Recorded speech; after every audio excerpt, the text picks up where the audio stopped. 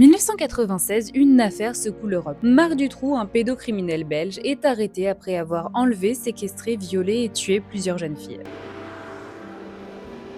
Mais l'horreur ne s'arrête pas là. Pendant des années, des signaux d'alerte avaient été ignorés, Dutroux avait été condamné pour viol, il était sous surveillance, et pourtant, il a continué. Les terribles aveux de Marc Dutroux en Belgique. Et l'on reparle de ces 6 autres fillettes ou adolescentes disparues en Belgique depuis 89. Parce que dans nos sociétés patriarcales, les violences sexuelles et conjugales sont souvent minimisées, ignorées et étouffées. 30 ans plus tard, le problème est toujours là. En France, 271 000 victimes de violences conjugales ont été recensées en 2023. 85% d'entre elles sont des femmes. Et pendant que les victimes se battent pour être entendues, un autre phénomène grandit, c'est la montée des mouvements masculinistes. Des communautés en ligne qui prétendent défendre les hommes, mais qui en réalité nourrissent une culture de domination où l'inceste et les violences conjugales deviennent des dérives acceptables. Je te jure que si je prends ta femme, je me retrouve en face d'elle, je te jure qu'elle te trompera. Comment le patriarcat et les idéologies réactionnaires alimentent les violences domestiques et sexuelles ? L'affaire Dutroux, c'est un scandale judiciaire, mais c'est aussi un exemple parfait d'un système qui protège les agresseurs. Dutroux avait été condamné pour viol en 1989, mais il n'a purgé que 3 ans sur sa peine de 13 ans. Une libération anticipée, justifiée par un bon comportement, on connaît la suite. Et aujourd'hui encore, ce même schéma se répète. En France, on estime qu'au moins 160 000 enfants subissent des violences sexuelles chaque année. 1 sur 4 a moins de 5 ans au moment des faits. Pourtant, 70% des plaintes pour violences sexuelles sur mineurs sont classées sans suite. Pourquoi ? Parce que dans une société patriarcale, la parole des victimes pèse moins que celle des agresseurs. On préfère protéger l'image de la famille, préserver la réputation d'un père respectable, plutôt que d'écouter l'enfant ou la femme en détresse. Mais pendant que des associations se battent pour faire entendre les victimes, une autre menace grandit, la montée des mouvements masculinistes. On les voit partout.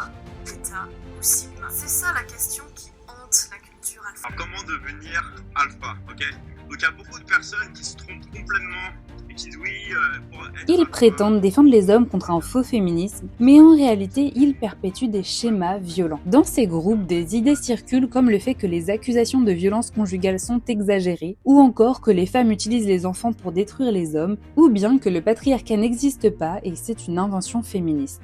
C'est notamment ces groupes qui ont réintroduit la notion d'aliénation parentale, qui est une notion controversée parce qu'elle n'a aucun fondement scientifique, qui a été introduite en 1950 par un certain Richard Gardner, un pseudo-psychiatre pour enfants aux théories très controversées. L'aliénation parentale, ça part du principe que la femme est vile et manipulatrice et qu'elle va utiliser des fausses accusations d'agression sexuelle ou de viol sur son enfant afin de détruire la parole et la réputation de son mari. Et malheureusement, aujourd'hui, c'est une notion extrêmement utilisée dans la justice française et qui justifie la non-condamnation pour viol de la plupart des victimes. Mais la réalité, c'est que pendant qu'ils se plaignent d'être opprimés, 93 femmes ont été tuées l'année dernière en France par leur conjoint ou ex-conjoint. Pendant qu'ils dénoncent une soi-disant persécution des pères, un enfant sur 10 est victime d'inceste en France. Et devinez quoi ? Dans 93% des cas, c'est un homme. L'inceste, c'est la dernière grande omerta de notre société. Longtemps, ce crime a été couvert par des excuses. C'est un accident. Il ne voulait pas faire de mal. Il aime trop ses enfants. Et aujourd'hui, certains masculinistes osent aller plus loin, en remettant en question l'âge du consentement, en minimisant toutes ces violences. Mais les chiffres sont clairs. Au-delà du nombre de vies brisées, de troubles psychologiques créés et de traumatismes, les violences sexuelles sur mineurs coûtent 10 milliards d'euros par an à la société française. Et pourtant, combien d'agresseurs sont réellement condamnés ? Trop peu. Parce que la culture patriarcale leur offre une protection invisible mais redoutable. La honte des victimes, la peur de parler, le déni de la société. L'affaire Dutroux aurait dû être un électrochoc, mais près de 30 ans plus tard, les mêmes mécanismes de protection des agresseurs sont toujours en place.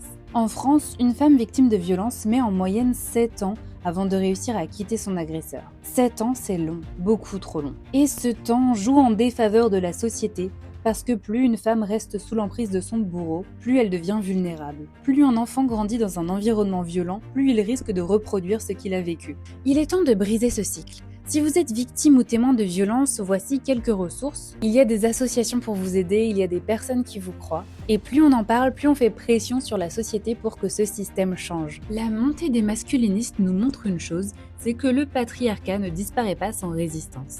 Mais chaque voix compte, chaque prise de parole est un pas vers un monde où les violences ne sont plus tolérées. Alors parlons-en, partagez cette vidéo, discutons-en, mais ne laissons pas les discours réactionnaires dicter notre avenir. Si la vidéo t'a plu, n'hésite pas à mettre un like, à me le dire en commentaire et à t'abonner. À bientôt!